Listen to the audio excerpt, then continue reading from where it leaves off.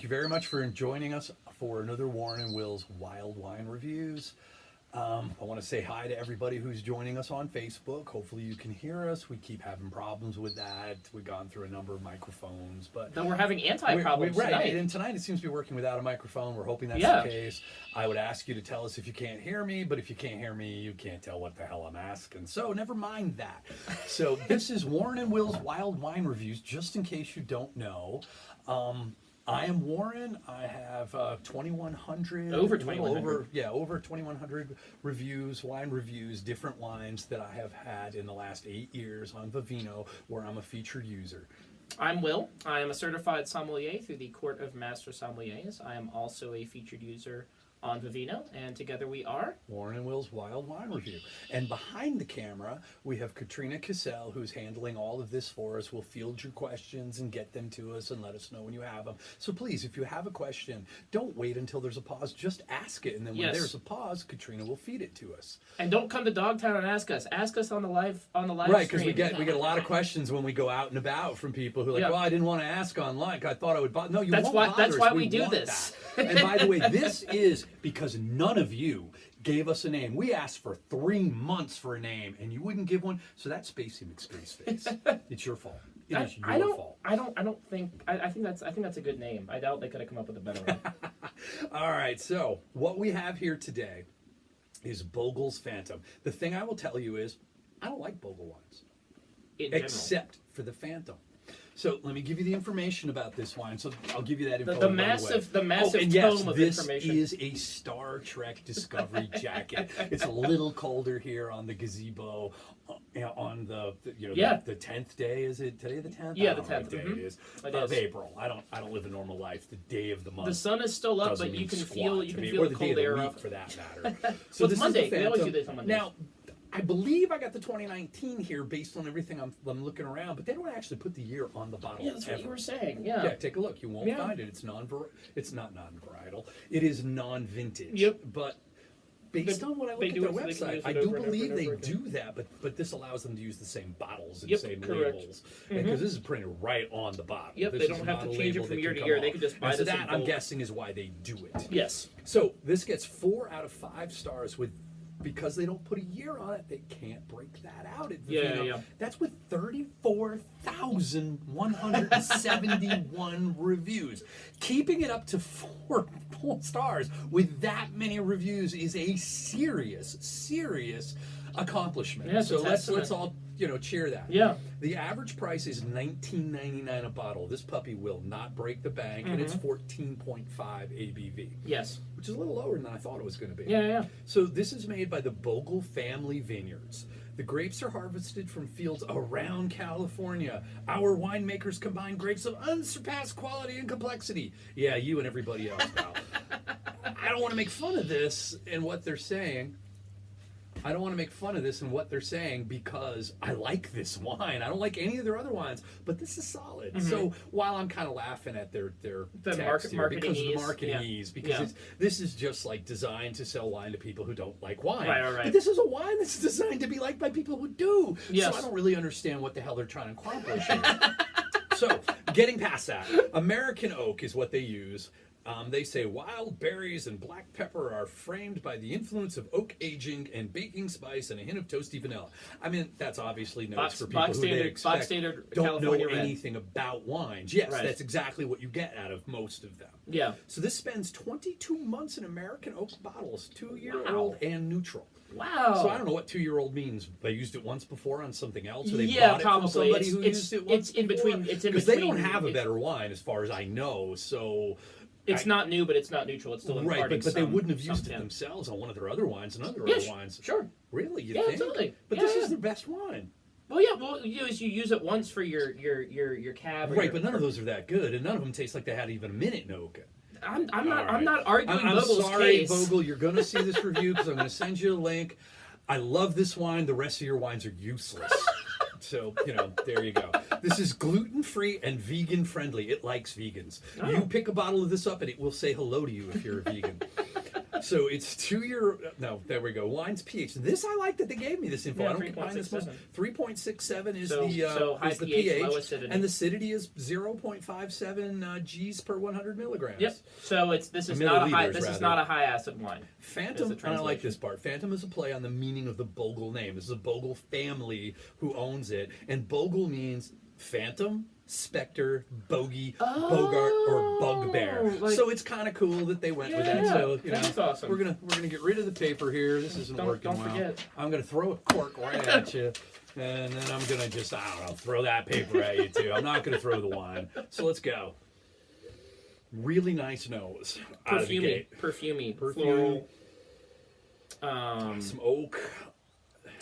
I'm getting really strong. I can't decide what the fruit is, but really strong. I'm falling back on perfume. It's a marvelous nose. It's a marvelous. Yeah, nose. And the thing is these guys are interventionalists, but I don't think they did on this one. I don't taste liquid smoke or mega purple. Maybe they're fooling me because they're good at what they're doing. I don't know. I'm getting that intense floral character they get off of some of the Washington cabs. It tastes nice.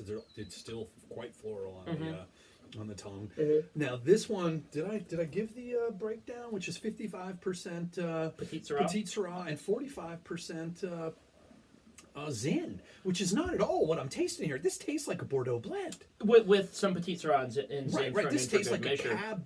Mostly cab with some Merlot to soften it up and some Petit Verdot to punch it up. That's what this tastes like to me. At some point, have we done a varietal Petit Syrah on camera yet? I don't think we have. No, straight up, yeah. Smith, no, we haven't done that. I don't think so.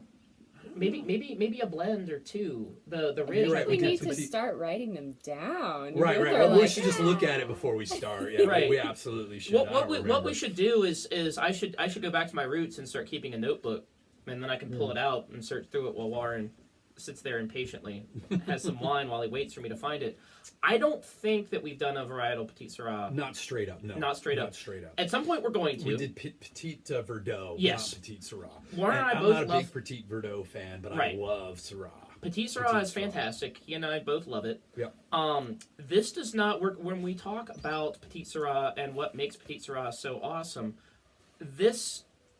and while this wine is good, it doesn't have what I would call the stereotypical Petit Syrah flavor profile. No, which is the wild jaminess, bramble. It was 4 to 10% tops, and to be 55%, I'm very surprised. But it's balanced. Did a good job, very balanced. It's balanced. The acidity is low. The brambly. The thing is, they probably let this sucker hang. I don't run into this one in Zin much, so they've done a thing that other people don't do, and it worked. My guess is they let the sucker hang on the vine for a while till the acidity really dropped, which made the brambly, wild jaminess kind of fade a little bit. But not to the detriment of any of the fruit character. I mean, this is a very luscious kind of like baked blackberry pie. Yeah, lots of blackberry pie.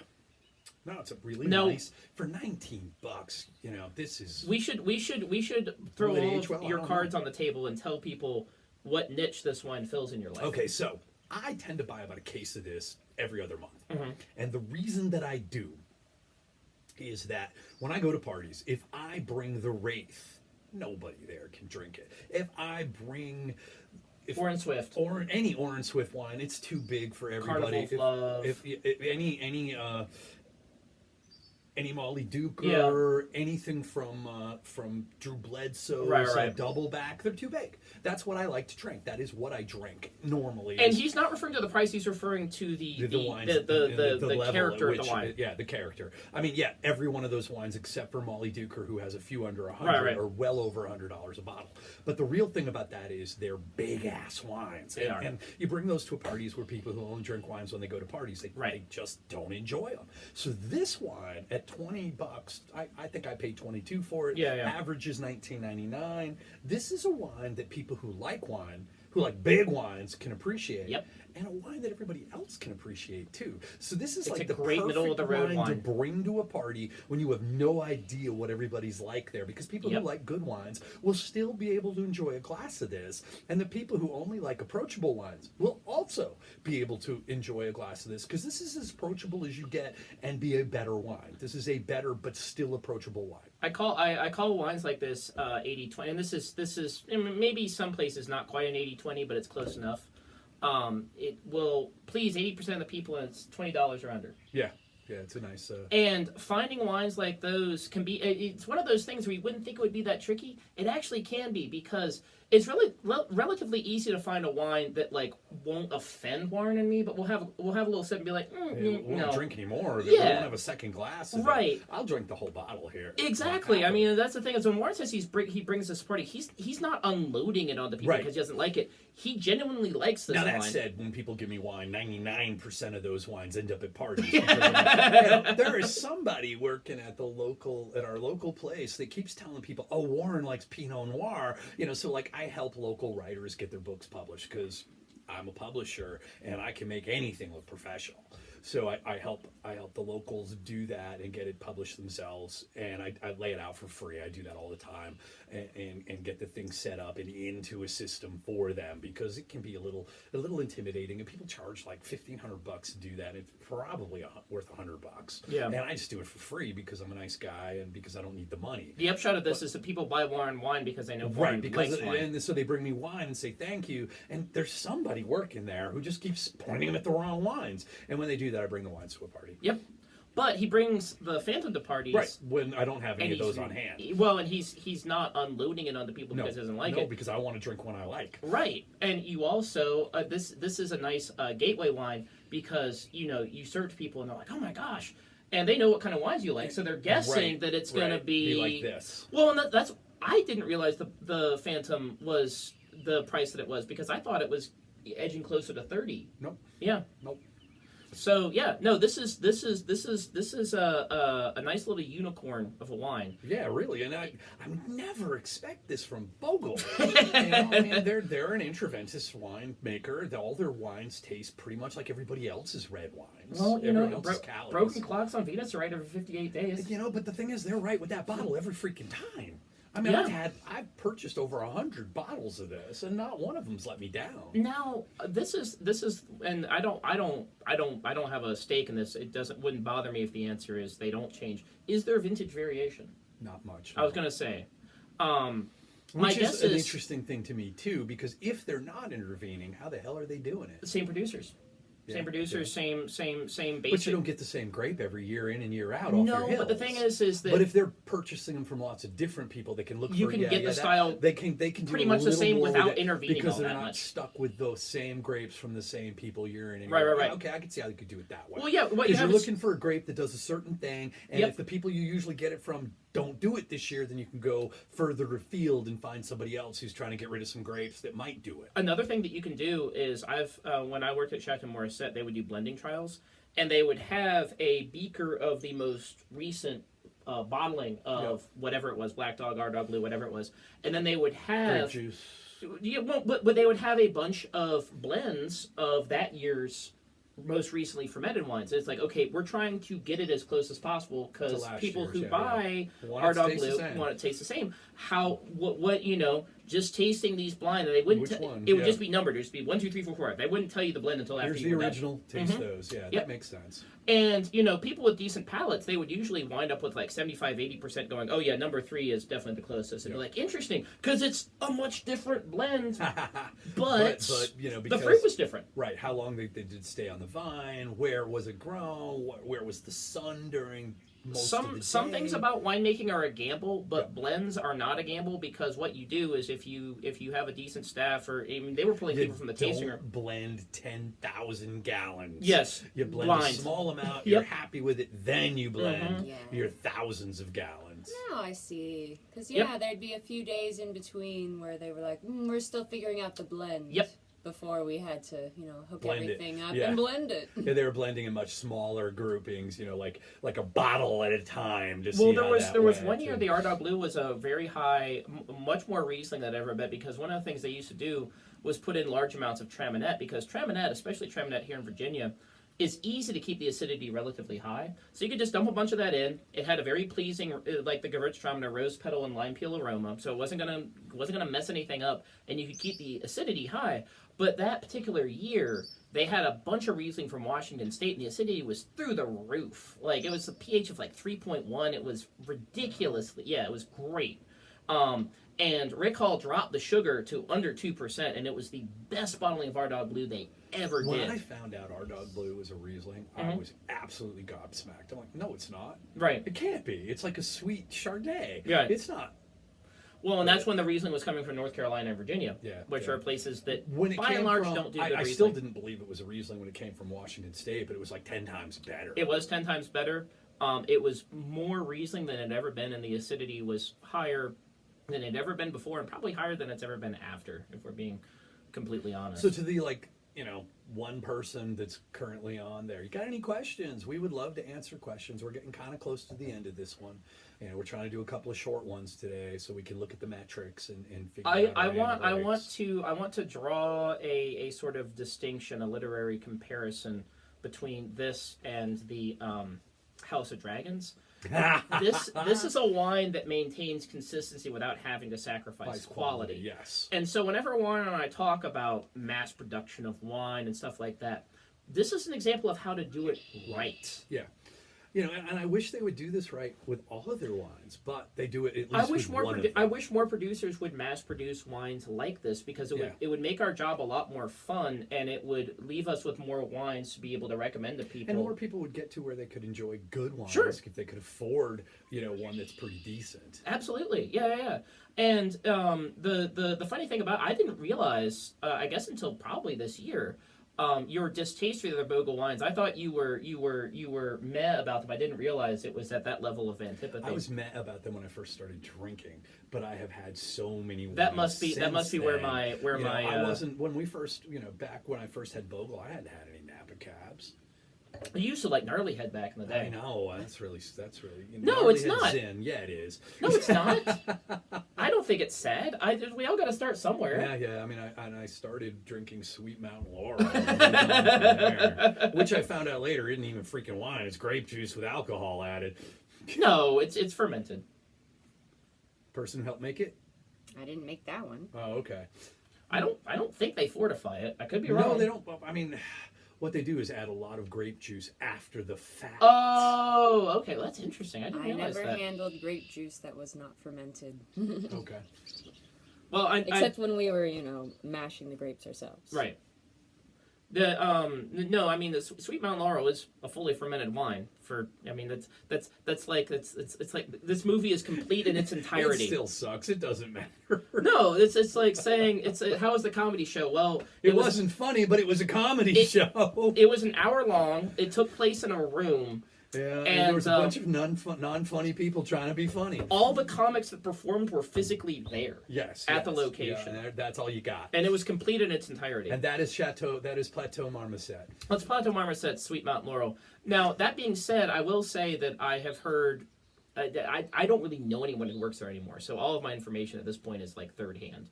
But up until my friend stopped being the winemaker there, their varietals were solid. Now that being said, it's one of those things where if you don't like Virginia wines and you don't like... I hate Virginia wines. Warren doesn't like Virginia wines. But so doesn't like isn't nearly strong enough. No, it's not. You put Virginia on the label, North Carolina or South Carolina. I look at those as warning labels. That lets me know I should not buy this wine. And I've gone off before and where they make sure to let you know it's a Virginia wine. That seems really important to them, but I'm a little baffled as to why. Right. Because there's a whole bunch of people like me who won't drink it if it comes from those places. Well, and there are a ton of problems with Virginia wine. One of them is that they're trying to compete with California, which they shouldn't be doing. They can't do. They don't have the right. Right. They can't. We don't have the right dirt. We don't have the right elevation. We don't have the right. It's very different climates. During the summer, we rain too much. Yeah. We're damn near. We're a temperate rainforest almost. Well, and that's where site selection plays such a huge role. It's in California. Not only is the state massive. What you need is a tent, and then you don't have any sun, and it doesn't work. Well, no. There are drier portions of Virginia. It's where one of the things where rain shadow and elevation plays such a role. Time has stopped. Apparently. Now it's working again. Well, we won't use that, but I can see we've been at this for 19 minutes, so we're done in the next 10. So you guys got about 10 I've got no minutes wine to left. ask. Oh, geez, well, I should finish this up. It was that tasty. But the other thing is that it is tasty. Virginia has a varietal problem. California back in the 1970s decided to really hitch their wagon to Cabernet Sauvignon and Chardonnay, and did a baller job doing what they did, and then they branched out to other things and found that other areas mimic the Rhone or Italy and things like that. In Virginia, it's the Wild West, and it has led to some really interesting things. And you shouldn't grow wine in the Wild West. Well, no, but it's led to us discovering that Viognier does well here. And Viognier does. Petit Manseng does well here. I think that within the next, I don't know, it's really hard to tell, because the problem with living in the world that we do now is back in the 1970s, 1980s, when there wasn't internet presence and as much media focus on like, oh my gosh, they're doing such weird stuff. It's like we had to find something. So it might not end anytime soon. But one of the problems that Virginia does have is the varietal overdose problem, whereas California really found who it is and what they found their niche. They found their niche pretty quickly. The reason that Virginia can't find their niche is because it all blows when they grow it here, so they just keep trying something new. Other than Viognier, that's the only thing we grow well. Virginia would be I just wish well suited to looking at the Margaret River in Western Australia, which is the boutique wine production. I'm trying to remember. Western Australia produces like 20% of Australia's total wine volume, but 80% of its boutique wine production. And I think that Virginia, one of the things Virginia has to do is stop focusing on volume and focus on quality. When you stop focusing on volume, they can't, because they're in the wrong damn place. No, they can if we're never going to agree on this. No, I know, but that's because I have had more Virginia wine than you have.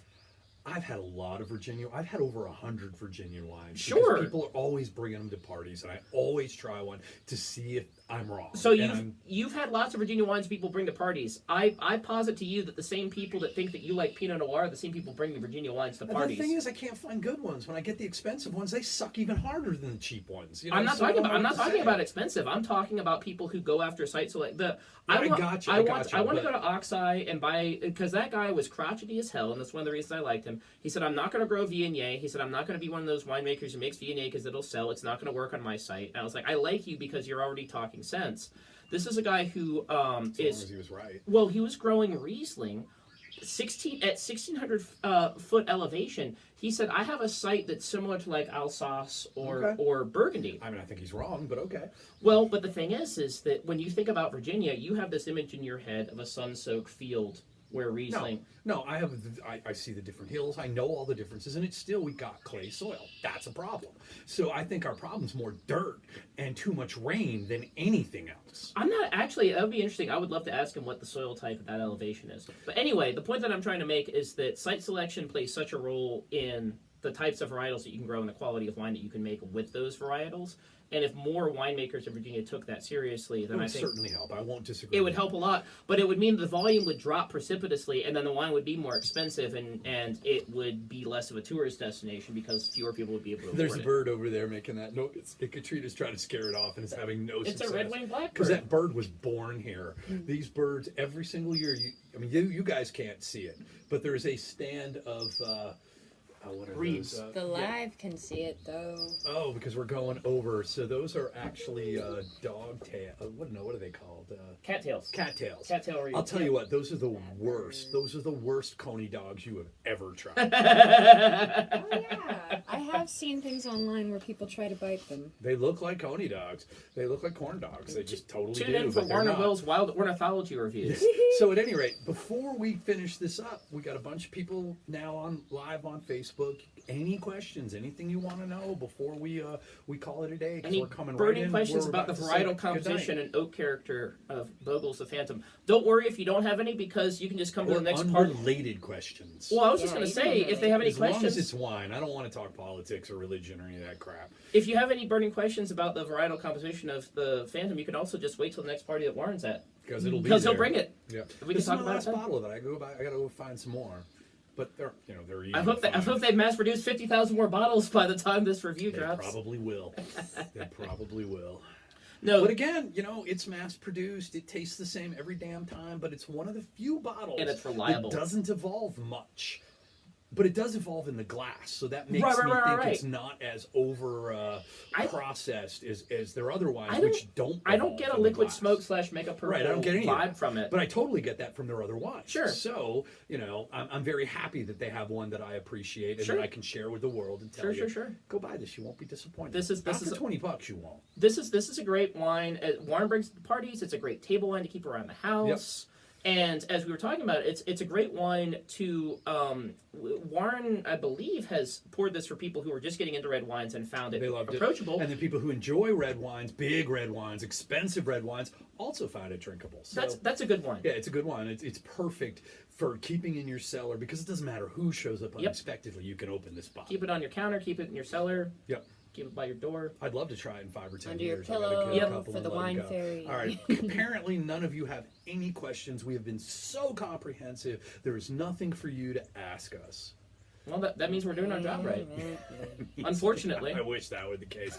And we're not letting you name Spacey McSpaceface ever again. That's his name. That is his name. That is his name. It always was and ever shall be. His cousin is Bodie McBoatface. Let that happen. So, all right, thank you everybody for joining us for another Warren and Will's Wild Wine Reviews. We will see you in about a week. Sláinte. Cheers.